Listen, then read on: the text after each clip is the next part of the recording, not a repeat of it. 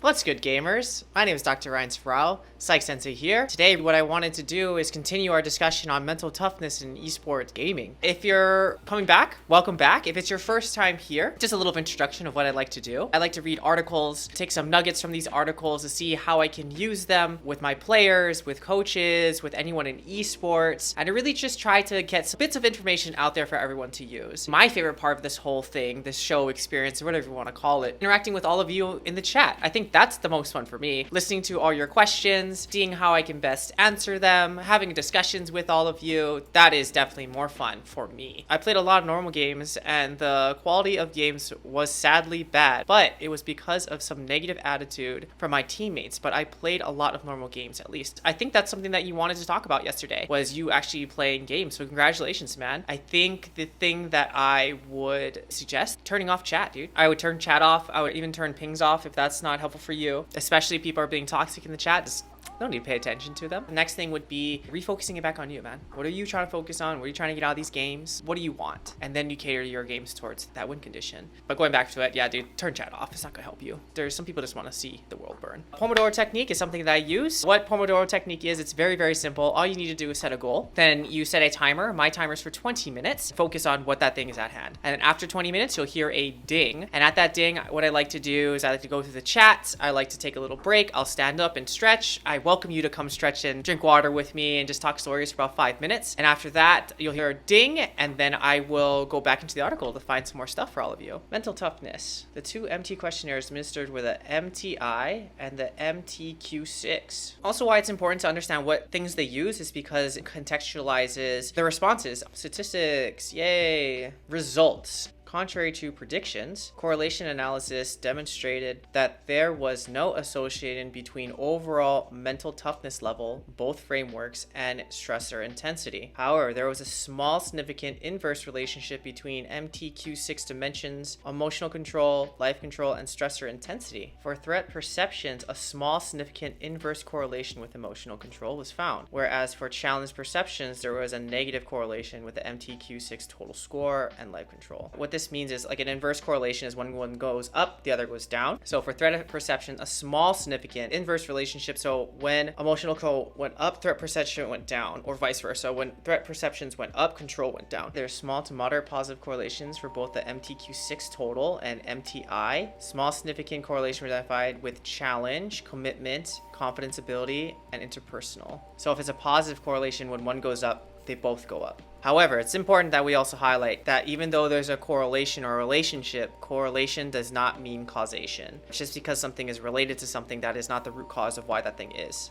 Important to note, inverse correlations were found between the MTQ6 total, MTI, and AC. Commitment, emotional control, confidence, ability, and confidence. Small significant negative associations with AC. AC is avoidance. PFC strategy, active coping was associated with commitment, confidence ability, and interpersonal confidence, explaining the 11% variance in the use of the strategy. Similar there, MTQ6 and MTI total scores respectively explained 9% and 50% of the variance of active coping. Higher levels of challenge and interpersonal confidence was also predicted increased use of coping strategy planning. Regarding EFC, acceptance was the only strategy associated with mental toughness. I think this is huge though. I think acceptance is huge in gaming. It's so funny because this links back to the other piece of tilt being a moral dilemma. When you get fixated on that moral part of what was supposed to happen and then it didn't happen, or then the opposite happened and you get tilted, we don't have this piece of acceptance to move forward. Instead, if we just keep getting tilted, tilt is here because their focus is on the past. Acceptance helps you move forward because you accept that this is where we are right now, and then you can make plans of being different versus being stuck in the tilt in the past. Challenge and emotional control had a significant positive association with acceptance. No associations were observed between the MTQ6 items, MTQ6 total, MTI, and the EFC strategies of venting, humor, self-blame, or religion. For AC, self-distraction was negatively associated with MTI score, whereas substance use and behavioral disengagement were negatively associated with MTQ6, MTI scores. Also, commitment was associated with substance abuse, 4%, whereas commitment and interpersonal confidence were associated with behavioral disengagement. There is no association between MT and denial. So as distraction went up, MTI score went down and vice versa. Behavioral disengagement were negatively associated with both MTQ and MTI. So substance goes up, MTQ goes down, MTI goes down. Influence of achievement level on mental toughness, stressor appraisal, and coping. Although there was a trend for higher achieving players to perceive more control over the stressor, post hoc comparisons only showed that the 99th to 100th percentile scored significantly higher than the 78th percentile in levels of perceived control. Why this is really interesting is that they said before that higher achieving players were able to control, but really only like 1% of players could actually do this. This is huge too. Coping was not influenced by rank. So rank and perception, these two things are separate. The reason why these are separate, because rank is artificial and inconsistent. What I mean by that is that rank is not something that's always constant. There's a lot of things that go into rank and how you get to a certain rank. They influence each other for sure. However, your perception of your rank and where you could or should be versus your actual rank and how good you actually are, they're not equal. And coping is not influenced by rank. So what this means is no matter what level you are, this needs help coping. Results suggest that MTI was associated with perceived control and MTQ6 subscales were associated with stress intensity. Furthermore, MT was associated with how stress was perceived as being a challenge or a threat, both inversely and the selection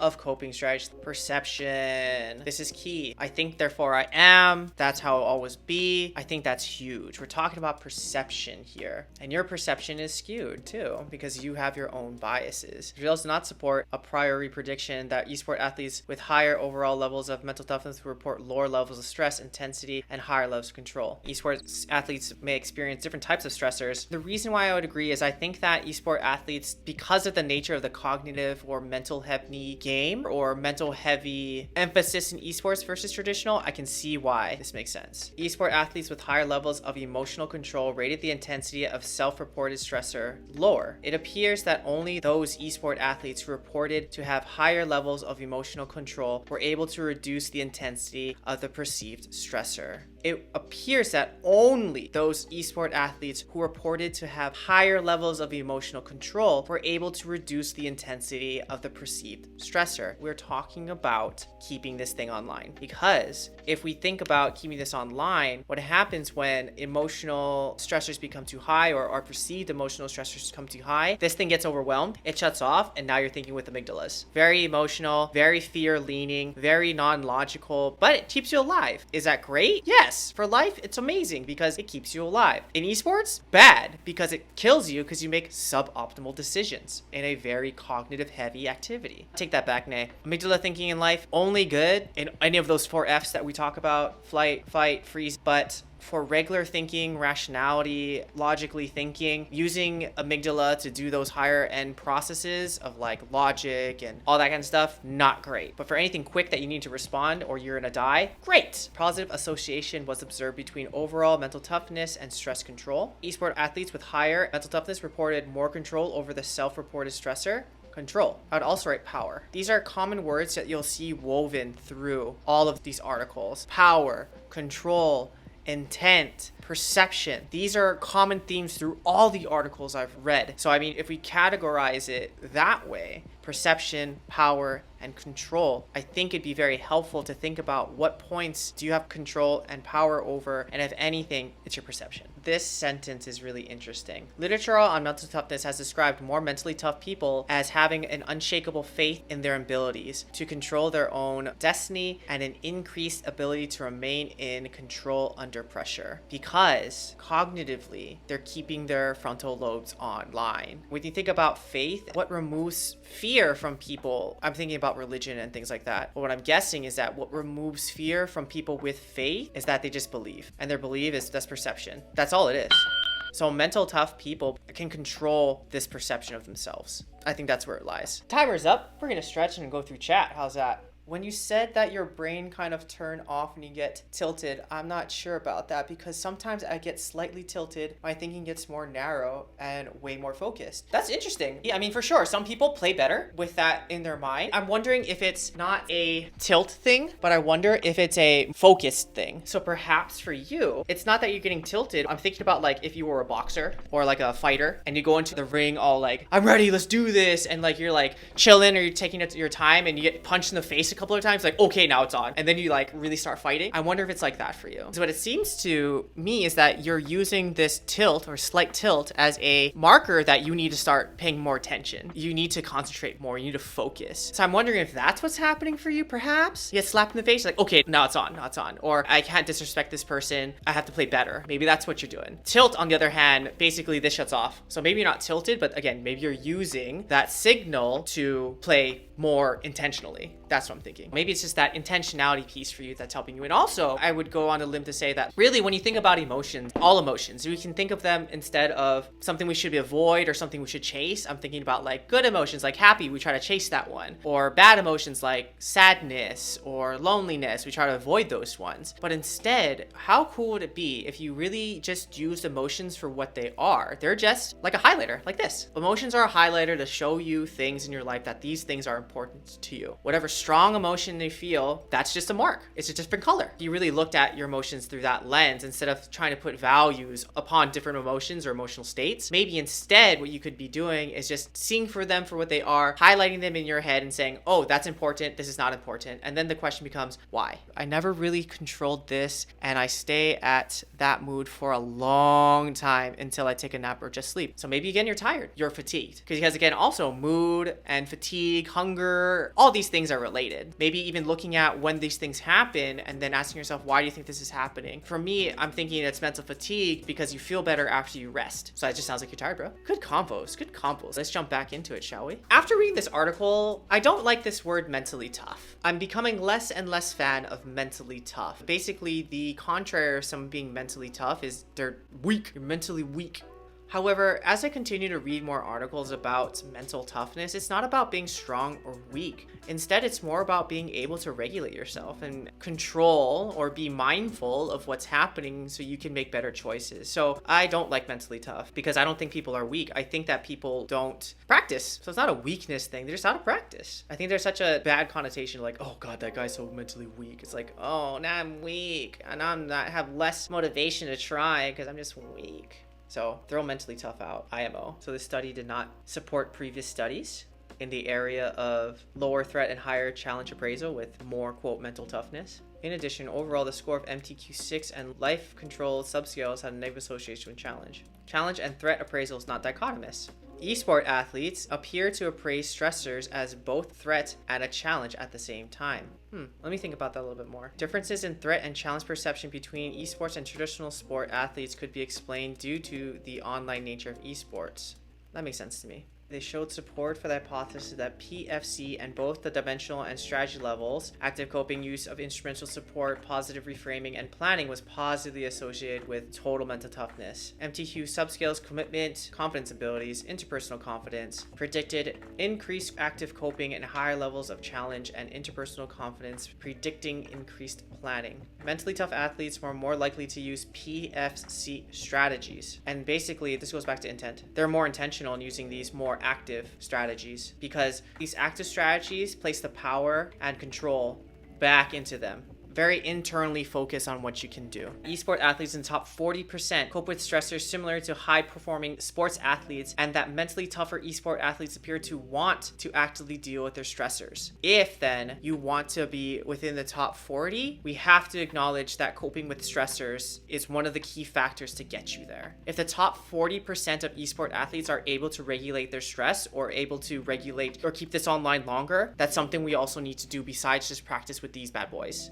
Just thoughts. And they actively deal with their stressors versus trying to avoid or push them down. Like previous studies, mentally tough esport athletes report less use of AC and AC strategies, self-distraction, substance use, and behavioral disengagement. So again, instead of avoidance, they're actively taking on these stressors. This finding suggests that athletes who have lower levels of MT and who employ more AC strategies, avoidance, may be less skillful and may not perform as well as athletes with higher levels of MT. Sport athletes and esport athletes athletes, competitive esport athletes with higher levels of mental toughness cope similarly by employing less avoidant strategies. Contrary to the hypothesis, MTI, MTQ6 total, challenge, and emotional control all positively predict use of acceptance. Yes, this is how you get away from tilt. You don't accept it as in like that's a part of the game, but you accept that this is happening right meow, and then you can make plans to address what is happening right meow. If we accept this, this helps us remain grounded in the here and now. So I think acceptance is huge. If you think about other things like when people compare themselves with other people, if they think about the past and what happened, if you talk about, oh no, I'm afraid of all these things, the first step is accepting where you are. I think that's a huge piece of gratitude also, which is probably positively associated with mental toughness. I'm putting that in quotes again. So this piece of this is where I am, this is the status of the game, this is what I have right now, what can I do to make it happen, that make it work mindset. A huge piece of that is acceptance. Acceptance will help you with what's out of your control. That's key. For example, one of the biggest one that's come to my mind is draft. Whenever a team loses a game, the first thing the players point to is draft. Or the first thing fans or whatever will do is point at draft and say, oh, draft was terrible. Whereas instead, I was thinking about it yesterday, what draft is, you ever see like a race on a track? Say it's like a 400, so like one lap around the track. When they start off, they're not all the same line because the track is curved. So lane 8 starts off further because it's a further track. Versus lane 1, it's more far back because the turns are more sharp. So they actually have a less track on the turn than lane 8 who has a longer turn. Another way to think about this is like orbits and like solar system and stuff like that. Anyway, what draft does, it just places you on the blocks and it sets the difficulty of the game. However, once you go in, the players have to run the race. I think that's the hardest thing. Like you may be starting off in lane 1 and your strategy may be, I have to sprint around the corner first, then get to the mid game and try to pace out the end game. And maybe lane 8 is like, dude, I just gotta keep this lead up, or this lead that I have up, and just kind of coast so I can scale all the way through. And maybe the one in like lane 5 or 6 or 4 and 5, the one that's right in the middle, they have to figure it out like, okay, what are we gonna do? Am I gonna jog off the blocks, trying to pick it up and have a kick at the end? Like really, that's all it does. All draft does is set difficulty. Theoretical difficulty, mind you, because when you do draft, what you're thinking about is if they play this champion optimally or these champion optimally, then it should go like this. However, what people forget is that people operate champions. Champions do not operate champions optimally. People operate champions as optimally as they can. That's what I mean. All draft does is set the blocks for the race. But when the gun goes off, bang, the players have to run the race out. I'm not saying that draft doesn't influence the game or it may not be a really big part of the game, because it is. But at the end of the day, it's the players on the field that have to execute the draft. Because you have seen it the other way. One coach draft kingdoms the other, but then the one with the winning draft can't execute the draft, and this one wins. Why? Because they couldn't execute. Theoretically, they were supposed to win, but they couldn't do it, so they did it. I think that's how we have to start thinking about draft and all this kinds of thing for coaches too, and for players. Like, I think players put a lot of emphasis in draft because, again, the acceptance of this is how the draft is going to be, this is the difficulty level of the game, it's hard for players to accept. Or even when you're drafting in your games, when you're ranked games, oh my god, this guy's trolling me, they picked this terrible pick into this other one, they don't know how to play the matchup. Maybe they do, maybe they don't, but at the same time, what you need to accept is that's what they picked. So how are you gonna make this draft work? They said maybe it's harder for esport athletes to employ these strategies because the fast-paced nature of the game. Fair. I think so. More acceptance and self-distractions compared to traditional athletes. That's what previous studies have found. These differences could be explained by the online nature of esports requiring acceptance or ignorance of stressors to perform at the highest level. The achievement level was associated with MT. Basically what they're saying again is that those who participate in MT strategies or have better MT are typically at the higher levels. And I think that's really it, because when you're talking about esports, you're talking about this, keeping this online. So if you can keep this online better, you're gonna play better. Practical implications. Interventions to increase emotional control may help lower perceived stress intensity, potentially improving performance and quality of life. Results suggest that acceptance coping is an important strategy used by esport players. Acceptance helps with outside factor coping. Man, who would have thunk that emotional regulation is important in gaming? I would have never guessed. Nah. Basically, they said esport athletes would benefit from working with a sports psychologist or esports psychologist, because basically what they're working on is emotional control, self-regulation, perception, stress management, all those kinds of things, which is important in general. But at the same time, I would also throw the extension to life. Really, that's what we're talking about. I'm always like, oh shit, it's Leona. Shit, it's Draven and I easily win the lane and easily lose because of something I didn't think about in drafts. That's exactly what I'm talking about. Like, you are probably thinking about the game in a different way, or you're thinking about a game on how it should be, could be played. But at the same time, it may not, because that person may not be able to actually perform that champion. Maybe a Blitz would be really good in this pick. They pick Blitz and bro, they can't hit a hook to save their life. Same thing. But it works in that comp and it makes sense. But at the same time, you have to consider that that person also needs to talk with the other 4 people to make the comp work. I think if it were talking a fighting game like 1v1 Street Fighter or all those types of things, I think it'd be different because it's a one-on-one action versus 4 other people need to coordinate this thing happen. What I liked about this article in general, it highlighted the importance of acceptance, that it highlighted the importance of active strategies, the importance of perceiving your own sense of control and power, and how it highlighted perception. Really like that. Things I didn't like. I don't like the word mental toughness now. Mental toughness is not something I'm going to use when working with players because it implies that if you don't do these things or if you're challenged in these areas that you're weak. Even worse, you're not just weak, bruh. You're